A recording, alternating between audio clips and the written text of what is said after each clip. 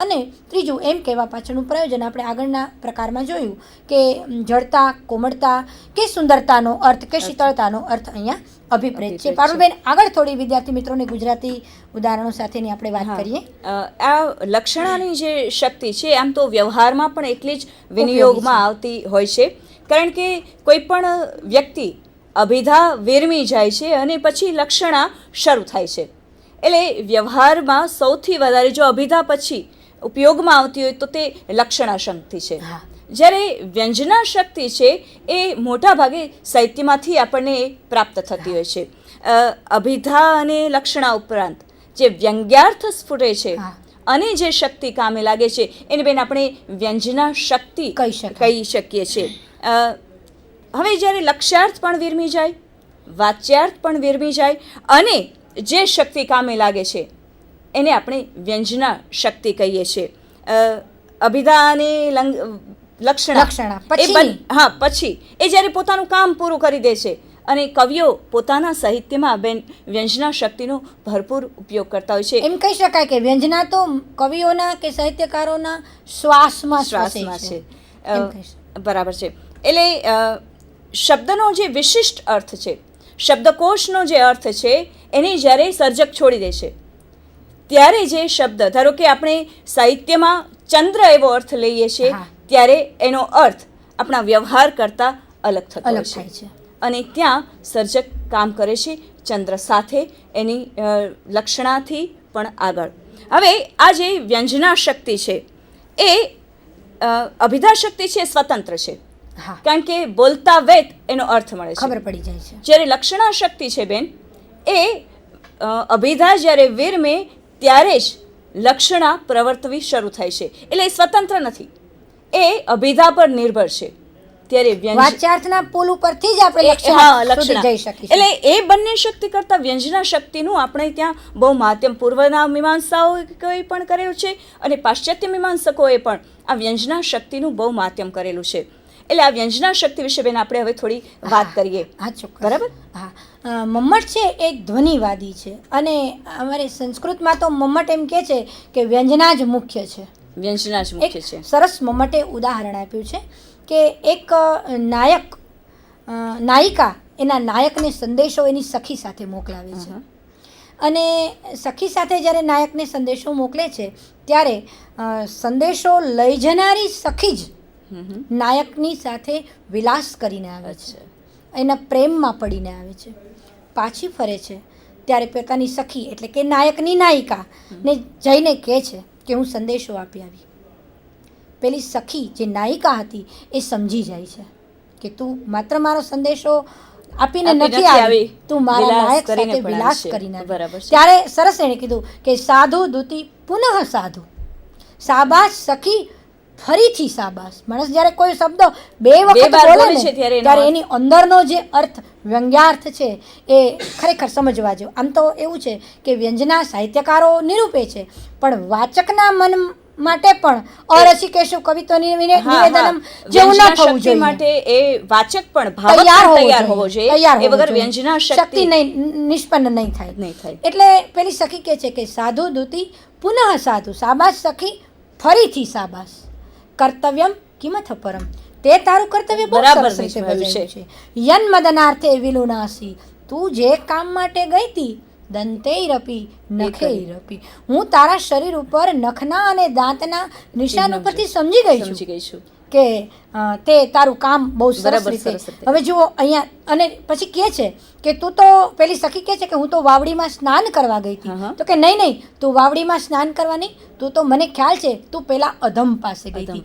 અહીં અધમ શબ્દ એ વ્યંજક છે. અધમ શબ્દ, બીજા બધા શબ્દો કોમન છે પણ અધમ પદ એ વ્યંજકત્વનું માધ્યમ બને છે અને એનાથી જ અર્થ. અને એટલા માટે જ મેં હમણાં વાત કરી કે પાઠક છે એ પણ એના માટે તૈયાર હોવો જોઈએ. એટલે કાર્યયત્રી ને ભાવયત્રી બે પ્રતિભાનું એટલે જ આપણે ત્યાં ગૌરવ કરવામાં આવ્યું છે કે ભાવયત્રી પ્રતિભા હોય તો જ ભાવક છે એ આ અર્થનો બોધ કરી શકે છે, કારણ કે એના મનમાં તો વાચ્યાર્થ જ છે. આની સાથે બેન મને કુમાર સંભવનું પણ એક ઉદાહરણ યાદ આવે છે કે નારદ મુનિ જ્યારે વાત કરવા આવે છે શંકરની હિમાલય સાથે, ત્યારે પાર્વતી નીચું જોઈ અને કમલપત્રો ગણી રહી છે અને આ પાર્વતી જે કમલપત્રો ગણી રહ્યા છે એવું ત્યાં કાલિદાસ સૂચન કરે છે ત્યારે એની લજ્જાનું, એને શંકર ગમી ગયા છે, આ બધી વાતોનું સૂચન કરનારું ત્યાં કુમાર સંભવમાં બની જાય છે.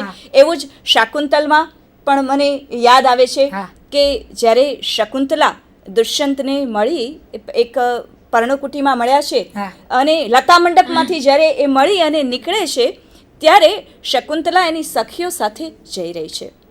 ત્યાં આગળ જઈને શકુંતલા એકદમ એમ કહે છે કે મારા વલ્કલ સહેજ ભરાઈ ગયું છે, મને તે કાઢવા દે, મારા પગમાં કાંટો ચૂગે છે. તો આ કાંટો એ કયો છે? આ વલ્કલ ભરાયું છે એ ક્યાં ભરાઈ ગયું છે? કાંટો પદ અહીં વ્યંજક છે. હા, કાંટો પદ એ વ્યંજક છે. એટલે ત્યાં પણ આપણને વ્યંજનાના ઉત્તમ ઉદાહરણ મળે છે. હા પારુલબેન, આપ જે વાત કરો છો, અમારા સંસ્કૃતમાં કાલિદાસ તો વ્યંજનાનું બહુ શોખીન કવિ છે. કાલિદાસનું જ એક નાટક છે વિક્રમોર્વશીયમ. પુરુરવા જુઓ, કાલિદાસ તો સ્વર્ગ અને પૃથ્વીનો સંબંધ બાંધે છે. સ્વર્ગલોકની અપ્સરા ઉર્વશી અને પૃથ્વીલોકનો રાજા પુરુરવા વચ્ચે પ્રેમ થાય છે. અવારનવાર સ્વર્ગ અને પૃથ્વી વચ્ચે કવિએ આવાગમન બતાવ્યું છે. સતત પુરુરવા ઉર્વશીને મળવા જાય છે, ઉર્વશી ક્યારેક પૃથ્વીલોક પર મળવા આવે છે.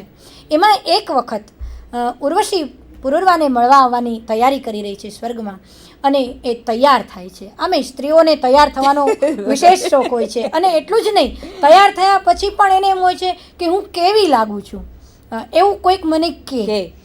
આ વસ્તુ માનવ જીવનની કેટલીક માનસિકતા, કેટલીક વિશેષતાઓ કાલિદાસે બહુ સૂક્ષ્મતાથી વર્ણવી છે, એ પણ અહીંયા આપણે નોંધ કરવી ઘટે.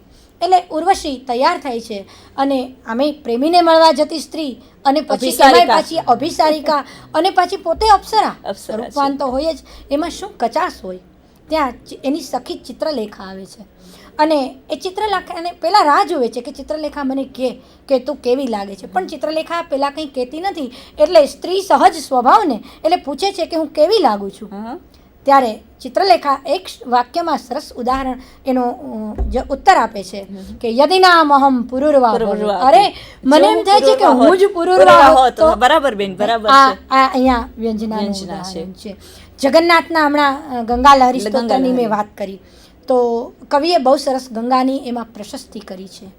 અને ગંગાને આમ જોઈએ તો અહીંયા વ્યાજસ્તુતિ અલંકાર પણ બને છે, અને એમ કહ્યું છે ગંગાનો ને જાણે ઠપકો આપતા હોય એમ, પણ ખરેખર ત્યાં પ્રશસ્તિ છે. વાચ્યાર્થ ઠપકાનો છે અને વ્યંગ્યાર્થ ત્યાં પ્રશંસાનો પ્રશસ્તિ છે. હે સ્વર્ગ નદી ગંગા કહ સ્વર્ધુની વિવેકસ્તે પાપી નહ નયતે દિવમ. હે સ્વર્ગ નદી ગંગા, આ તે કેવો તારો વિવેક છે, તું પાપીઓને પણ સ્વર્ગમાં લઈ જાય છે. હકીકતમાં ત્યાં પ્રશંસા છે. હા, ઠપકાને બને. વાચ્યાર્થ છે એ ઠપકાનો છે અને વ્યંગ્યાર્થ છે એ પ્રશંસા છે. કવિને અભિપ્રેત વાચ્યાર્થ નથી, આપેલો વાચ્યાર્થ છે, પણ કવિને તો રજૂ કરવો છે વ્યંગ્યાર્થ. હે સૂર્યદેવ, તમારા કિરણોએ શું ધોળું કર્યું, અંધકારનું મુખ તો કાળું કર્યું. અહીંયા પણ આ જ થશે વાચ્યાર્થ, કે સૂર્યના આગમન સાથે જ અંધકાર ચાલ્યો જાય છે. એટલે એમ કહેવાય છે કે સૂર્યના કિરણો આવે અને બધું જ ઉજાસમય બની જાય છે. તો કવિ જાણે સૂર્યને ઠપકો આપે છે કે હે સૂર્યદેવ, તમારા કિરણોએ શું ધોળું કર્યું, અંધકારનું મુખ તો કાળું છે. તો આપણે ગુજરાતીમાં પારુલબેન પ્રેમાનંદનું એક મામેરું, કુંવરબાઈનું મામેરું, બહુ આપણે પ્રશંસનીય કાવ્ય કહી શકાય. પ્રેમાનંદમાં તો પુષ્કળ પ્રમાણમાં આપણને આના ઉદાહરણો મળી છે. દ્વારકાથી પોરબંદરથી જ્યારે સુદામા કૃષ્ણને મળવા જાય છે અને દુબળો પાતળો દેહ, કાષ્ઠદેહ લાગે, અને જ્યારે એ જાય છે અંદર મળવા, સંકોચાતા, શરમાતા, મેલું ઘેલું એક વસ્ત્ર પહેરેલું છે, અને ગરીબ એવો આ બ્રાહ્મણ સંકોચાતો કે આ ક્યાં સોનાની નગરીનો રાજા અને ક્યાં હું એક ગરીબ દુર્બળ બ્રાહ્મણ. જૂની જમાનાની વાત સાચી છે, સાથે ભણતા હતા, સાંદીપનીના આશ્રમમાં રમતો કરતા હતા, ઝાડવા ઉપર ચડતા હતા, પણ હવે તો આ સોનાની નગરીનો રાજા મને તો ભૂલી જ ગયો હોય ને. દ્વારપાળ પાસે જાય છે અને દ્વારપાળને કહે છે કે મારે કૃષ્ણને મળવું છે, એ બધા દૂર કરે છે. અને પછી કહે છે કે અંદર જઈને એમ કહેજો કે સુદામો આવ્યો છે, તમારો મિત્ર સુદામો આવ્યો છે. દ્વારપાળને વળી દયા આવે છે અને અંદર જઈને કૃષ્ણને કહે છે કે સુદામા કરીને કોઈ એક ગરીબ બ્રાહ્મણ આવ્યો છે અને ક્યારનો દ્વાર તમારો મિત્ર હોવાનું સુદામા આવ્યો છે એમ કહી અને કૃષ્ણ ઉઘાડા પગે સોનાના સિંહાસન પરથી પારુલબેન ઊભા થઈ જાય છે. પ્રેમાનંદનું આ વર્ણન, પગમાં પિતાંબર આવે છે એને પણ અવગણ્યા વગર એ જે રીતે દોડે છે અને એને લઈ જાય છે અને પોતાના સિંહાસન ઉપર સુદામાને. સુદામા તો ખૂબ સંકોચાય છે કે ક્યાં આની સંપત્તિ, ક્યાં આનો વૈભવ અને ક્યાં હું. આજુબાજુ બધી કૃષ્ણની રૂકમણી, સત્યભામા, પટરાણીઓ બધી ઊભી છે અને પછી એ બધી અંદરો અંદર મશ્કરી કરે. એ લોકો તો ઓળખતા નથી એટલે અંદરો અંદર મશ્કરી કરે છે. પ્રેમાનંદે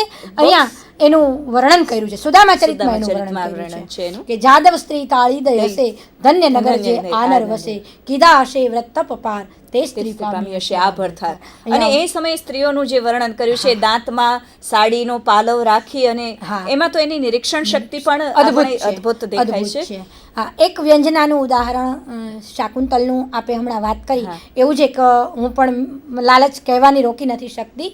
દુષ્યંત અને શકુંતલા જ્યારે પહેલી વાર મળે છે, સંસ્કૃતના નાયક, અમે અમારા સંસ્કૃતના કવિઓ બધા શૃંગાર પ્રિય, અને એમાં એક કાલિદાસનો શૃંગાર, એટલે અને શૃંગાર તો રસરાજ છે.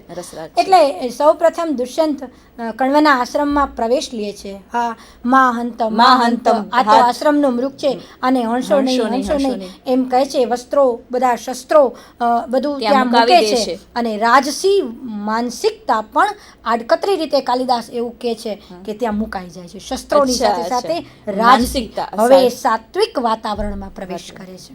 કણવના આશ્રમમાં પહોંચે છે ત્યારે એક 16-17 વર્ષની મુગ્ધા કન્યા શકુંતલા, જેનો પરિચય, જેની ઓળખ, જેને જોઈ પણ નથી, એ કન્યા વૃક્ષોને પાણી પાઈ રહી છે.